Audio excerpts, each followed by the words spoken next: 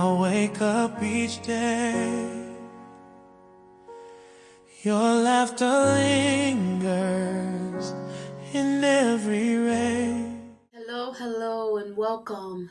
Welcome to Unstoppable with Dr. Paulette Scott. This podcast is dedicated to the love of my life, to the memory of my husband, who was also my best friend and my life's partner.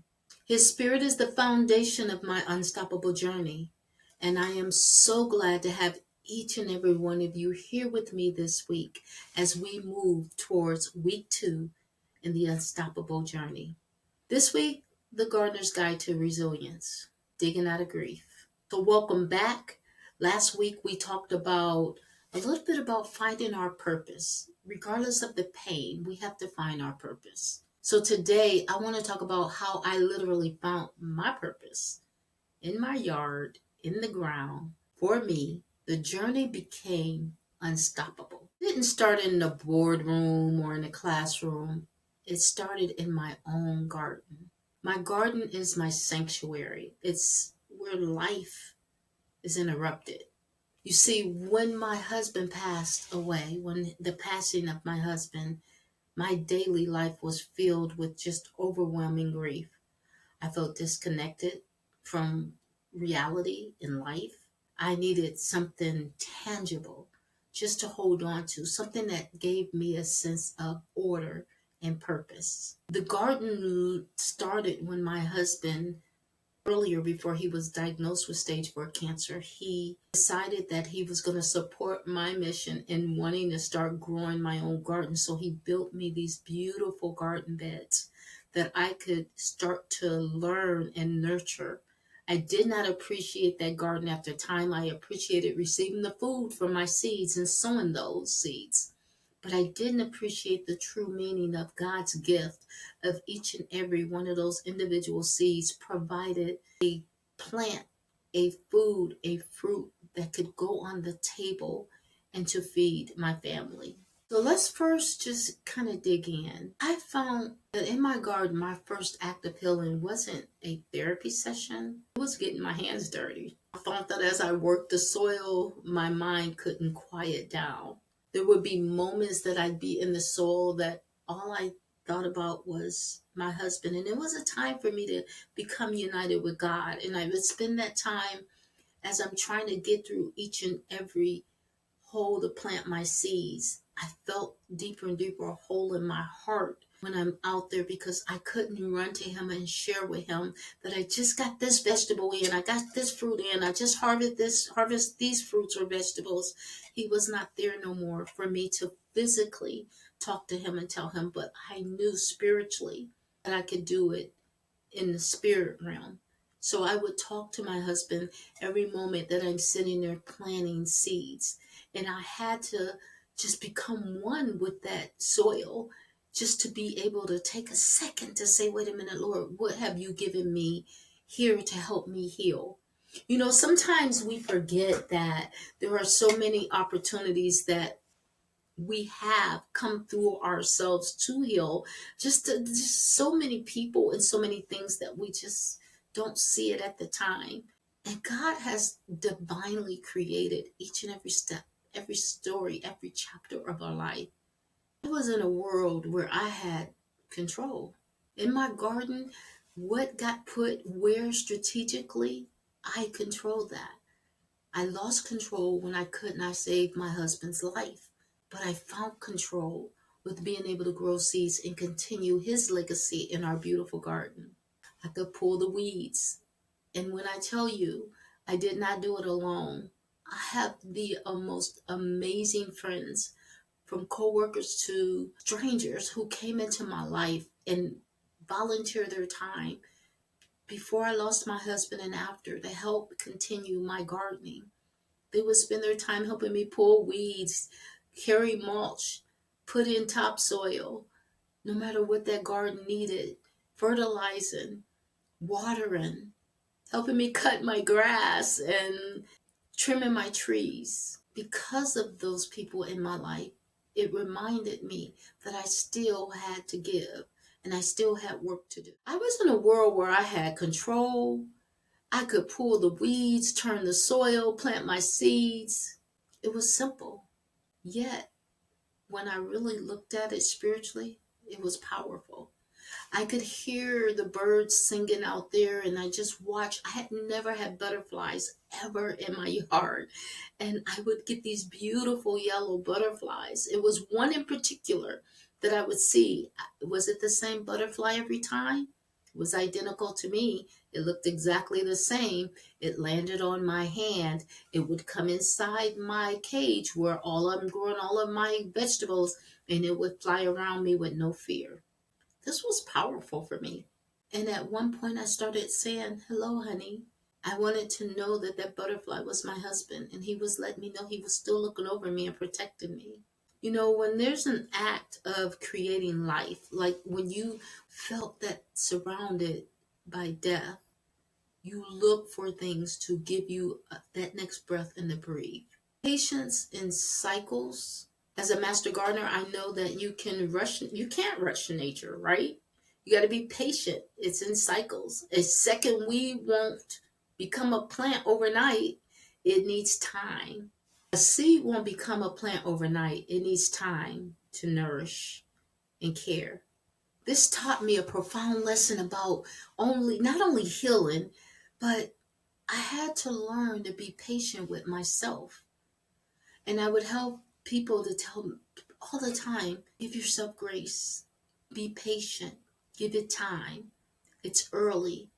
You're experiencing every stage of grief every second of the day. My grief had its own seasons. It wouldn't just happen. Maybe I felt angry today, and tomorrow I felt that I was in the acceptance. No, every second I was going through anger and then pain and then, acceptance and confusion and trying to find understanding and trying to see a vision. Every second of my days, that is what I'm experiencing as I move through this new chapter in my life. It's cycles of growth I realized that I was experiencing. And I had to realize that growth and find a way to rest in peace in it. And I had to be okay with going through all my different emotions, even though there were many times I didn't want to feel any of it. I didn't want to feel the pain. I didn't want to feel the loss. I didn't want to feel the anger. I didn't want to feel it. I wanted to avoid it and hide from it. So I had to weed it out. When you start to weed out what's unnecessary, for instance, in my garden, I pull those weeds because they compete for nutrition. And I do not need my plants not getting the necessary nutritions they need to grow. So you pull those weeds so that your plants can continue to prosper and give you a harvest. It's no different in life. Negative thoughts, toxic relationships, and self doubt are the weeds. And we all experience them at one time and another, especially when we're grieving or someone's let us down or life isn't going the way we planned it, or you feel like you're really trying to give 110% and you're getting zero. You start to feeling like self-doubt about yourself. And then sometimes just the relationships we choose to be in can be toxic relationships. So we got to pull those weeds if we want to be nurtured healthy. I learned that I had to actively weed out things out of my mind, out of my life, out of my space, in order for me to find the healthy and positive growth. So how do I do that? And what I do one day at a time. And I continue to understand my journey, what I'm feeling, while I'm feeling it. And what I'm feeling is going to be a true testament of why I'm feeling it. I had to literally think about something that someone said to me that was vital. I was told that it is okay for me to not be okay, even if it's every second of my day. It's that I don't whittle in it and stay stuck and don't get up and move and try and find ways past it. That's what makes you unstoppable. When you are going through the hardest chapter or the biggest challenges in your life and you don't stay in that space, you fight, you get up, and you persevere through no matter what life challenges bring you. So let's talk about cultivating hope, because seeing is believing, right? There's nothing more hopeful than planting a tiny seed and watching it become a beautiful flower or a delicious vegetable or fruit. It's a tangible representation of a simple truth. Even from a small, seemingly insignificant start, something incredible can grow.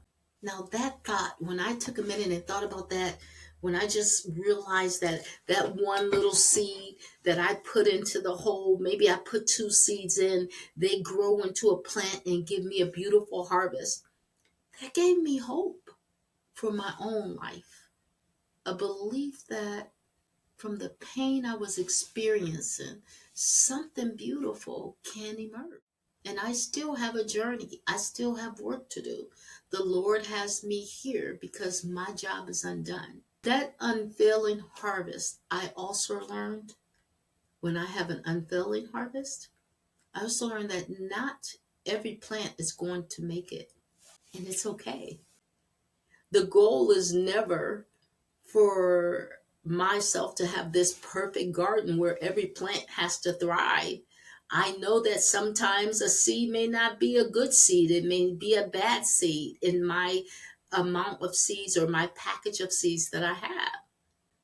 The goal is just have a productive one every day. May not be a perfect day for me, but my goal is every day to have a productive one, a productive day. Every day to have a productive one.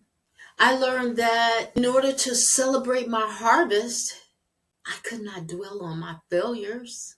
I could not worry if this one seed didn't turn into a plant, or if I got a seed and I fight against nature because you're trying to keep the bugs from eating up your harvest, because everybody got to eat too. Now, believe it or not, you have some people who, for your deers and your squirrels, they'll set out an extra set of growth for them to have their own. But when you have those moths who lay their little babies all over your plants and they decide to devour and eat it up, you're trying to fight against that. So I realized that I had to accept that my daily growth in my garden is like my life. It's my mindset. It's okay for me to not be okay every day. I can't sit back and beat myself up or beat myself down because I had a bad moment an hour ago, or yesterday I didn't get done because I allowed myself to meddle into my own pain. The mindset applies directly to being unstoppable. You don't have to be perfect. You just have to keep growing. You just have to have that desire to want to be great at whatever it is you're doing and giving it 100% of you. Because again, like I mentioned last week, I'm going to mention again, life is going to life. And God has given each and every one of us divine intervention, divine destiny, divine reason for existence. And it's all about us discovering that. So if you're spending your days wasted because you failed at something, let it go. Because all failures are supposed to be an opportunity for learning. Failures are supposed to bring us more determination to move forward and to be able to try it again and again and again and again and again. So think about your seed you're planting. Think about your harvest you want to bring to your life and just keep going. Because remember, we do not have to be perfect. We just have to learn to keep going. And we have to find strength, and we most importantly must have the right inner circle. You don't need to find yourself in a circle of people who are fighting battles or holding you back, because see, if you are a nurturer, you are going to want to do for everybody. At one point you have to stop and focus on taking care of you. So today I'm going to do a quick recap. You guys, I want you to know that today it was all about how to garden and how garden taught me the patience. weeding out all the negative words and thoughts in my head that literally will take away a breath from you. And how through prayer and faith can cultivate hope. And believe it or not, prayer life will give you strength. It will give you a direction. It will give you vision. It will give you fight. It will give you determination. And faith is that blanket of protection. It gives you that guiding light to let you know you're moving in that direction, and you have the Almighty Father to help see you through. We have got to remember that God created us not to do this thing we call life alone, but to trust Him no matter if we don't agree with Him. Now, you know how I felt. I said it last week and I'll say it again. I was angry. I did not agree with Him taking my husband from me. We were supposed to grow so old together that we couldn't stand each other, that we would be so old that we would just be picking each other up. We bought a home so that he and I could live on one floor together and still be able to make it to our kitchen, to our restroom, and not in need for anyone else, not be in the need for anything. But life happens, and we, a child of God, as believers, have to know that God knows what's best for each and every one of us. So I talked about my garden. I incorporated my garden with my faith and with my life and with my loss, because I need you all to understand that when you want to plant a seed, make certain you plant a seed of faith. Make sure you know, no matter what you're changing or doing or need to adjust in your life, that it's okay for it not to turn out the way you wanted the first time. That is not a reason to stop. It is a reason to keep going, to keep forging forward. It is a reason to stay prayed up, and most definitely keep those in your life that think like you, that move like you, that believe like you, that have faith like you. Your inner circle is going to be vital in your recovery of your loss, in your destination of where you're going, whether it's a career or business, in your health journey. You've got to have those that are going to continue to strengthen you and give you the prayer and the faith to keep fighting. Your own garden might not be a patch of soil. It could be your family, your career, or your creative passion. So each week I want to give everybody some homework. This week, this is what I'd like for you to do for me. I want you to think about one weed in your life that you need to pull. Is it a negative thought? Is it a bad habit? Take a moment this week to identify it and make that plan to start pulling it. Get it out of your way. Don't allow it to no longer hinder you or stop you. Find that weed. Remove that weed. Is it someone in your life, a person? Is it you? Take it away. And let's see how great you feel after you identify it and start moving it. Next week, week 3, we're going to take the seeds of your dreams and plant them in the digital world. I'll share how I went from grieving as a widow, how I'm moving from it, not went from it. I am moving from grieving as a widow to continuing my social media journey as an entrepreneur. I started my journey a year ago, and now it's time for me to continue moving forward with my social media journey. I own 10 different businesses in the social media space. You don't want to miss that, because that is going to give you a foundation of hope, give you the information it takes to start to creating your own financial future, allowing you to feel like you're independent enough to fight for what you want, and that you no longer will let anyone stand in your way or control your future and your destiny. I am so looking forward to joining each and every one of you for week 3, and mark your calendars, because it will be on a Wednesday, same bat channel, no, I'm just kidding, not back channel, we're gonna get but we will be in the same place. And I hope this is really helping and soothing everyone, because next week topic will be the social media garden, how sowing the seeds of a new business. Again, thank you, each and every one of you. Thank you for coming back. Remember that this is a journey that I chose to live for the love of my life, to remember him, to honor him. Mr. Andre Scott, I know you're in heaven and you're looking down on me. I love you. I miss you. I honor you. And I hope that this journey I'm taking now, that you instilled in me, that you told me that I had to do to help others, I hope that this will bring so much to everyone else. God bless each and every one of you. Please enjoy the rest of your week. And don't forget, you have an assignment. Identify that weed and pull it. Till next time, stay prayed up. God bless you all.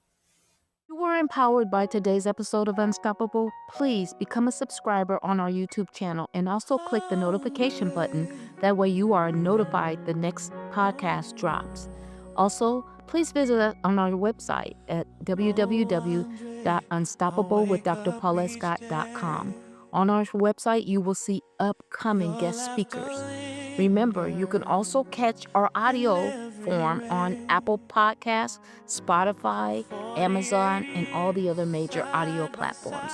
Thank you for joining Unstoppable with Dr. Paulette Scott. Until next time, stay blessed and stay prayed up on purpose. I search for your smile in shadows and light, but the emptiness whispers